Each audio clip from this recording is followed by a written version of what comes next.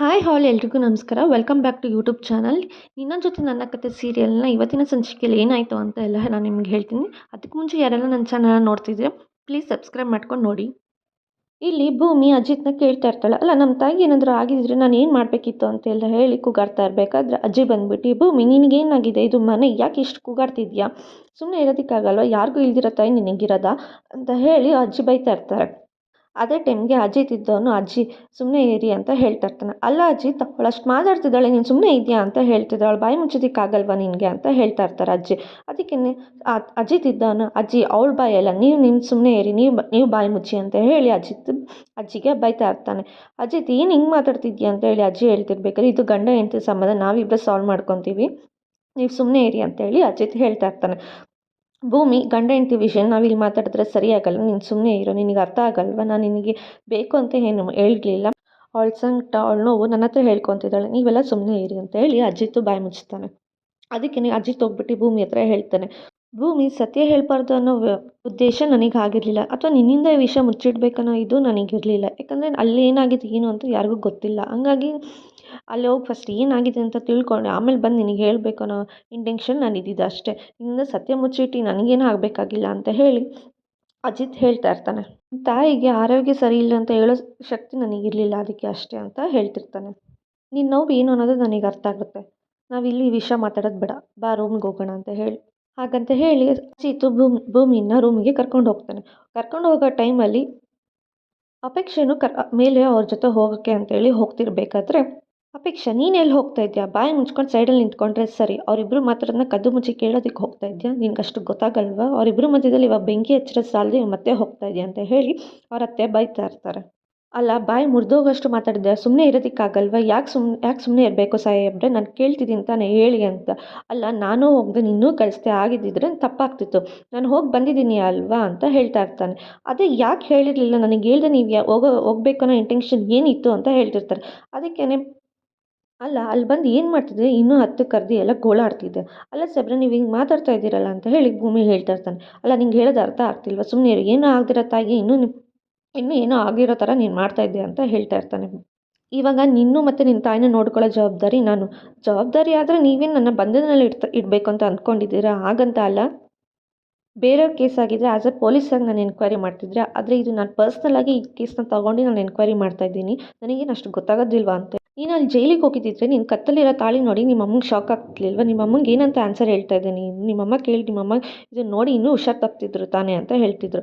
ಅಲ್ಲ, ಅಕಸ್ಮಾತಾಗಿ ಅದಕ್ಕೆ ಅಜಿತ್ ಹೇಳ್ತಾನೆ, ಅಕಸ್ಮಾತ್ ನಿಜವಾಗ್ಲೂ ಅವ್ರ ಆರೋಗ್ಯದಲ್ಲಿ ಸಮಸ್ಯೆ ಆಗಿದ್ದಿದ್ರೆ ಅಂತ ಹೇಳ್ತಿರ್ಬೇಕಾದ್ರೆ ಭೂಮಿ ಇದ್ದವಳು, ನಿಜ ಆಗಿದ್ದಿದ್ರೆ ಏನು ಮಾಡ್ತಾಯಿದ್ರಿ ಅಂತ, ಏನು ಮಾಡ್ತಿರ್ಲಿಲ್ಲ, ನಿನ್ನ ತಾಳಿನ ಬಿಚ್ಚಿಬಿಟ್ಟು ನಾನೇ ಕರ್ಕೊಂಡು ಹೋಗ್ತಿದ್ದೆ ಅಲ್ಲಿಗೆ ಅಂತ ಹೇಳ್ತಾ ಇರ್ತಾನೆ. ನಾನು ಮನುಷ್ಯನೇ, ನನಗೂ ಅರ್ಥ ಆಗುತ್ತೆ, ನನಗೂ ಮನಸ್ಸಾಕ್ಷಿ ಅನ್ನೋದು ಇದೆ, ನೀನೇನಾದರೂ ಜೈಲಿಗೆ ಹೋಗಿ ಬಂದಿದ್ದಿದ್ರೆ ಈ ಮನೇಲಿ ನಿನ್ನ ಚುಚ್ಚಿ ಮಾತಾಡ್ತಿದ್ದು, ಜೈಲಿಗೆ ಹೋಗಿ ಬಂದಳು ಕೊಲೆಗಾತಿ ಮಗಳು ನೀನು ಅಂತ ಹೇಳಿ ನಿನ್ನ ಚುಚ್ಚಿ ಮಾತಾಡ್ತಿದ್ರು, ಅದನ್ನು ನೋಡಿ ನನಗೆ ಸಹಿಸ್ಕೊಳಕ್ಕಾಗ್ತಿರ್ಲಿಲ್ಲ, ಅದೊಂದೇ ಇಂಟೆನ್ಷನ್ಗೋಸ್ಕರ ಸತ್ಯ ಈ ನಿರ್ಧಾರ ತೊಗೊಂಡಿದ್ದು, ಈ ತೊಗೊಂಡಿದ್ದ ನಿರ್ಧಾರ ಸರಿ ಇತ್ತು ಅಂತೇಳಿ ನನಗೂ ಅನಿಸ್ತಿತ್ತು, ಹಾಗಾಗಿ ನಾನು ಮತ್ತು ಸತ್ಯ ಅಣ್ಣ ಮಾತ್ರ ಹೋಗಿದ್ದು, ನಿನಗೆ ವಿಷಯ ಮುಚ್ಚಿಡ್ತಾನೆ ಹೋಗಿದ್ದು ಅಷ್ಟೇ ಅಂತ ಹೇಳ್ತಾ ಇರ್ತಾನೆ. ನಿಮ್ಮಮ್ಮ ಕೊಲೆ ಆರೋಪದಿಂದ ನಾನು ಆಚೆ ಕರ್ಕೊಂಡ್ಬರ್ತೀನಿ, ಅಷ್ಟರಲ್ಲಿ ಖಂಡಿತ ಅಂಜನ ಮದುವೆ ಆಗಿರುತ್ತೆ, ಆಮೇಲೆ ನಮ್ಮ ಕಾಂಟ್ರಾಕ್ಟ್ ಮದುವೆ ಮುರಿದೋದ್ರೂ ಪರವಾಗಿಲ್ಲ, ನಿಮ್ಮ ಅಮ್ಮನ ಹತ್ರ ಕರ್ಕೊಂಡೋಗಿ ಬಿಡ್ತೀನಿ ನಾನು ಅಂತ ಹೇಳ್ತಾನೆ. ಅದು ಹಾಗಲ್ಲ ಸಾಹೇಬ್ರೆ ಅಂತ ಭೂಮಿ ಹೇಳ್ತಿದ್ದಾರೆ. ಭೂಮಿ, ಶಟಪ್ ಭೂಮಿ, ಅದು ಹಾಗಲ್ಲ ಸಾಹೇಬ್ರೆ, ಶಟಪ್ ಭೂಮಿ, ನಿನಗೇನು ಗೊತ್ತಾಗಲ್ಲ, ನೀನು ತಾಯಿ ಬೆಲೆ ಗೊತ್ತಿಲ್ಲ ಅಂತ ನನ್ನ ಹತ್ರ ಮಾತಾಡಿದ್ಯಾ ನೀನು ಅಂತ ಹೇಳ್ತಾನೆ. ಹಾಗೆ ಬೆಳಗ್ಗೆ ಎಲ್ಲರಿಗೂ ತಿಂಡಿ ಕರಿ ಅಂತ ಹೇಳಿಬಿಟ್ಟು ತಿಂಡಿ ಕರ್ಕೊಬಾ ಅಂತ ಹೇಳಿ ಕಳಿಸ್ತಾಳೆ. ಅದೇ ಟೈಮ್ಗೆ ಭೂಮಿ ಬರ್ತಾಳೆ. ಯಾಕೆ ಅತ್ತೆ ಯಾರೂ ಬಂದಿಲ್ಲ ತಿಂಡಿಗೆ ಅಂತ ಹೇಳ್ತಾ ಇರ್ಬೇಕು. ನನಗೂ ಗೊತ್ತಿಲ್ಲ, ನೋಡೋಣ ಇವರು ಬರ್ತಾರೆ ಎಲ್ಲರೂ ಅಂತ ಹೇಳ್ತಾರೆ. ಅಜಿತ್ ಕೆಲ್ಸಕ್ಕೆ ಹೋದ ಅಂತ ಹೇಳಿ ಭೂಮಿ ಕೇಳ್ತಿರ್ಬೇಕಾದ್ರೆ ಅಜಿತ್, ಇಲ್ಲ ಅಮ್ಮ ನಾನು ಇನ್ನೂ ಇಲ್ಲ ಹೋಗಿಲ್ಲ ಅಂತ ಹೇಳ್ತಾನೆ. ಸರಿ ಬಾ ತಿಂಡಿ ತಿನ್ನು ಅಂತ ಹೇಳ್ತಿರ್ಬೇಕಾದ್ರೆ ಭೂಮಿ ಬಡಿಸ್ತಾ ಇರ್ತಾಳೆ. ನೀನು ರಾತ್ರಿಯಿಂದ ಏನೂ ತಿಂದಿಲ್ಲ, ನಾನು ಮೊದಲನೇ ತುತ್ತು ನಿನಗೆ ತಿನ್ನಿಸ್ತೀನಿ, ನೀನು ತಿಂದಿಲ್ಲ ಅಂದರೆ ಇಡೀ ದಿನ ಏನೂ ತಿನ್ನಲ್ಲ ಅಂತ ಹೇಳಿ ತಿನ್ನಿಸ್ತಾ ಇರ್ಬೇಕಾದ್ರೆ, ನನ್ನ ಚಿಂತೆ ನಿಮಗೆ ಯಾಕೆ, ನಾನು ತಿನ್ನಲ್ಲ ಏನು, ಹಂಗೆ ನಾನು ಅಂಗಡಿಗೂ ಬರಲ್ಲ, ನೀವು ಹೋಗಿ ಅಂತ ಹೇಳಿ ಭೂಮಿ ಹೊರಟೋಗ್ತಾಳೆ. ಅದಕ್ಕೆ ಅವರಮ್ಮ, ಪಾಪ ಕಣ ಅವಳು ತುಂಬ ನೊಂದ್ಕೊಂಡಿದ್ದಾಳೆ ಅಂತ ಹೇಳ್ತಿರ್ಬೇಕಾದ್ರೆ ಅಜಿತು ಕೂಡ ಕೈ ತೊಳ್ಕೊತಾನೆ. ಯಾಕೋ ತಿಂಡಿ ತಿನ್ನೋ ಅಂತ ಕೇಳಿದಾಗ, ಇಲ್ಲ ಅವಳು ತಿಂದಿಲ್ಲ ಅಂದರೆ ನಾನು ತಿನ್ನಲ್ಲ, ನನಗೆ ಬೇಡ ಅಂತ ಹೇಳಿ ಅಜಿತು ಹೊರಟೋಗ್ತಾನೆ. ಇದೇ ಟೈಮ್ಗೆ ಅಪೇಕ್ಷಾ ಆಚೆ ನಿಂತ್ಕೊಂಡು ಮಾತಾಡ್ತಾ ಇರಬೇಕಾದ್ರೆ ಒಂದು ಪಾರ್ಸೆಲ್ ಬರುತ್ತೆ. ಏನಿದು ಪಾರ್ಸೆಲ್ ಅಂತ ಕೇಳುವಾಗ, ಏನಿಲ್ಲ ಇವತ್ತು ವ್ಯಾಲೆಂಟೈನ್ಸ್ ಡೇ ಅಲ್ವಾ, ಅಜಿತ್ಗೆ ಸರ್ಪ್ರೈಸ್ ಕೊಡಬೇಕು, ಡಬಲ್ ಧಮಾಕ ಅಲ್ವಾ, ಅದಕ್ಕೆ ಸೆಲೆಬ್ರೇಟ್ ಮಾಡೋಣ ಅಂತ ಹೇಳಿ ಕೇಕ್ ತೊಗೊಂಬಂದಿದ್ದೀನಿ ಅಂತ ಹೇಳಿ ತೊಗೊಬರ್ತಾರೆ. ಆಗ ಎಲ್ಲರೂ ಕುತ್ಕೊಂಡು ಮಾತಾಡ್ತಾ ಇರಬೇಕಾದ್ರೆ, "ಯಾಕೆ ನೀವಿಬ್ರು ಇಷ್ಟು ಸೈಲೆಂಟ್ ಆಗಿದ್ದೀರಾ? ಮಾತಾಡಿ ಅಲ್ವಾ?" ಅಂತ ಕೇಳ್ತಾ ಇರಬೇಕಾದ್ರೆ, ಗಂಡ ಹೆಂಡತಿ ಜಗಳ ಉಂಡು ಮಲಗೋ ತನಕ ಅಷ್ಟೇ ಕಣೋ ಅಂತ ಹೇಳಿ ಅಜಿತ್ ಅಮ್ಮ ಹೇಳ್ತಿರ್ಬೇಕಾದ್ರೆ, ಅದಕ್ಕೆ ಅಜಿತ್ ಹೇಳ್ತಾನೆ, "ಅಯ್ಯೋ ನಮ್ಮಿಬ್ರ ಜಗಳ 2 ದಿನಕ್ಕೆ ಆಗಿ 2 ದಿನಕ್ಕೆ ಖಾಲಿ ಇಟ್ಟಿದೆ" ಅಂತ ಹೇಳಿ ಅಜಿತ್ ಹೇಳ್ತಾ ಇರ್ತಾನೆ. ಬೆಳಗ್ಗೆಯಿಂದ ಕಾಫಿ ಕೊಟ್ಟಿಲ್ಲ, ಕಾಫಿನಾದರೂ ಕೊಡ್ಬೋದಿತ್ತಲ್ವಾ ಅಂತ ಹೇಳಿ ಅಜಿತ್ ಕೇಳ್ತಾ ಇರ್ತಾನೆ. ಅದಕ್ಕೇನೆ ಭೂಮಿ ಮನಸ್ಸಲ್ಲಿ ಅಂದ್ಕೊತಾ ಇರ್ತಾಳೆ, ಅಮ್ಮಂಗೇನೂ ಆಗಿಲ್ವಲ್ಲ, ಸಾಹೇಬ್ರು ನನ್ನ ಹತ್ರ ನಿಜನೇ ಹೇಳಿದಾರಾ ಅಥವಾ ಏನು ಮಾತಾಡ್ಲಾ ಬೇಡವಾ ಅಂತ ಹೇಳಿ ಭೂಮಿ ಯೋಚನೆ ಮಾಡ್ತಾ ಇರ್ತಾಳೆ. ಅದೇ ಟೈಮ್ಗೆ ಸತ್ಯ ಕೂಡ ಬರ್ತಾನೆ. ಸತ್ಯ ಎಲ್ರನ್ನೂ ಮಾತಾಡಿಸ್ತಾ ಇರ್ತಾನೆ. ನೋಡಿ ನಿಮಗೋಸ್ಕರ ನಾನೊಂದು ಗುಡ್ ನ್ಯೂಸ್ ತಂದಿದ್ದೀನಿ, ಎಲ್ಲರೂ ಖುಷಿಯಾಗಿರಿ. ಯಾಕೆ ಯಾರೂ ಮಾತಾಡ್ತಾ ಇಲ್ವಾ? ಯಾಕೆಲ್ಲ ಸೈಲೆಂಟ್ ಆಗಿದ್ದೀರಾ ಅಂತೆಲ್ಲ ಹೇಳ್ತಿರ್ಬೇಕಾದ್ರೆ, ಏನಿಲ್ಲ ಅಜಿತು ಮತ್ತು ಭೂಮಿ ಮಾತಾಡ್ತಾ ಇಲ್ವಲ್ಲ, ಹಂಗಾಗಿ ಎಲ್ಲ ಮನೇನೂ ಸೈಲೆಂಟ್ ಆಗಿದೆ ಅಂತ ಹೇಳ್ತಾ ಇರ್ತಾರೆ. ಓಹ್! ಹೌದಾ? ಯಾಕೆ ಏನು ಅಂತ ನಿನ್ನೆ ನಡೆದಿರೋದು ಘಟನೆಯಿಂದ ಅವಳೇನು ಮಾತಾಡ್ತಾ ಇಲ್ವಾ ಅಂತ ಹೇಳ್ತಾಳೆ. ಅದಕ್ಕೆ ಸತ್ಯ ಇದನ್ನು ನೋ, ನೋ, ನೋ ಇದರಿಂದ ಯಾರಿಗೂ ಏನೂ ಪ್ರಾಬ್ಲಮ್ ಇಲ್ಲ. ಎಲ್ಲ ಪ್ರಾಬ್ಲಮ್ ನಂದೇ. ಏನಾದರೂ ಕೋಪ ಮಾಡ್ಕೋಬೇಕಂತ ಇದ್ದರೆ ನನ್ನ ಹತ್ರನೇ ಕೋಪ ಮಾಡ್ಕೊ. ಯಾಕಂದರೆ ಈ ವಿಷಯ ಹೇಳ್ಬಾರ್ದು ಅಂತೇಳಿ ಅಜಿತ್ ಹತ್ರ ನಾನೇ ಮಾತು ತೊಗೊಂಡಿದ್ದು, ನಾನೇ ಹೇಳಿದ್ದು. ಹಾಗಿದ್ರೆ ಏನೇ ಕೋಪ ಇದ್ದರೂ ನನ್ನ ಹತ್ರ ಮಾತ್ರ ತೀರಿಸ್ಕೊ, ಮನೆಯವ್ರ ಮುಂದೆ ಏನೂ ತೀರಿಸ್ಬೇಡ ಅಂತ ಹೇಳಿ ಸತ್ಯ ಭೂಮಿಗೆ ಹೇಳ್ತಾ ಇರ್ತಾನೆ. ಯಾಕೆ ಮಾತಾಡಲ್ವಾ? ಯಾಕೆ ಏನು ಅಂತ ಹೇಳಿ ಸತ್ಯ ಭೂಮಿ ಹತ್ರ ಮಾತಾಡ್ತಾ ಇರಬೇಕಾದ್ರೆ, ಸರಿ ಓಕೆ ಒಂದು ಗುಡ್ ನ್ಯೂಸ್ ಇದೆ, ಎಲ್ಲರೂ ಸ್ವೀಟ್ ತೊಗೊಳ್ಳಿ ಅಂತ ಹೇಳಿ ಎಲ್ರಿಗೂ ಸ್ವೀಟ್ ಕೊಡ್ತಾ ಇರ್ತಾನೆ. ಏನು ಗುಡ್ ನ್ಯೂಸ್ ಅಂತ ಅಂದರೆ, ಎಲ್ಲರೂ ಗೆಸ್ ಮಾಡಿ ಏನಿರ್ಬೋದು ಗುಡ್ ನ್ಯೂಸ್ ಅಂತ ಹೇಳ್ತಾ ಇರಬೇಕಾದ್ರೆ ಯಾರೂ ಏನೂ ಗೆಸ್ ಮಾಡಲ್ಲ. ಆವಾಗ ಹೇಳ್ತಾನೆ, ಭೂಮಿದು ಮತ್ತು ಅಜಿತದ್ದು ಮ್ಯಾರೇಜ್ ಸರ್ಟಿಫಿಕೇಟ್ ಬಂದಿದೆ ಅಂತ ಹೇಳಿ ಎಲ್ರಿಗೂ ತೋರಿಸ್ತಾ ಇರ್ತಾನೆ. ಎಲ್ಲರೂ ಫುಲ್ ಖುಷಿಯಾಗಿರ್ತಾರೆ. ಆದರೆ ಭೂಮಿ ಅದು ವ್ಯಾಲೆಂಟೈನ್ಸ್ ಡೇ ದಿನವೇ ಬಂದಿದೆ ಅಂತ ಹೇಳಿ ಸತ್ಯ ಹೇಳ್ತಾ ಇರ್ತಾನೆ. ಅದನ್ನು ಕೇಳಿ ಅಜಿತ್‌ಗೆ ತುಂಬ ಫೀಲ್ ಆಗುತ್ತೆ. ಸಾಹಿತ್ಯ ಬಗ್ಗೆ ತುಂಬ ಹಳೆ ನೆನಪೆಲ್ಲ ಮಾಡ್ಕೊತಾ ಇರ್ತಾನೆ. ಸಾಹಿತ್ಯಗೆ ನಾನು ಹೇಗೆ ಪ್ರಪೋಸ್ ಮಾಡಿದೆ ಅಂತ ಹೇಳಿ ಹೋದ ವರ್ಷದ್ದೆಲ್ಲ ನೆನಪು ಮಾಡ್ಕೊತಾ ಇರ್ತಾನೆ. ಅವ್ನು ತುಂಬ ಫೀಲ್ ಮಾಡ್ಕೊತಾ ಇರಬೇಕಾದ್ರೆ ಎಲ್ಲರೂ ಅವನನ್ನೇ ನೋಡ್ತಾ ಇರ್ತಾರೆ. ಯಾಕೆ ಅಜಿತ್ ಏನು ಮಾತಾಡ್ತಾನೆ ಇಲ್ವಾ? ಭೂಮಿ ಖುಷಿಯಾಗಿದ್ದಾಳೆ, ಆದರೆ ಅಜಿತ್‌ಗೆ ಯಾಕೆ ಖುಷಿಯಾಗಿಲ್ಲ ಅಂತ ಹೇಳಿ ಅಜಿತ್ ಬಗ್ಗೆನೇ ಎಲ್ಲರೂ ಯೋಚನೆ ಮಾಡ್ತಾ ಇರ್ತಾರೆ. ಆದರೆ ಅಜಿತ್‌ಗೆ ಮಾತ್ರ ಬೇರೆಯವ್ರ ಬಗ್ಗೆ ಏನೂ ಯೋಚನೆ ಇರಲ್ಲ. ಅವ್ನು ತುಂಬ ಹಳೆ ನೆನಪನ್ನೇ ಯೋಚನೆ ಮಾಡ್ತಾ ಇರ್ತಾನೆ.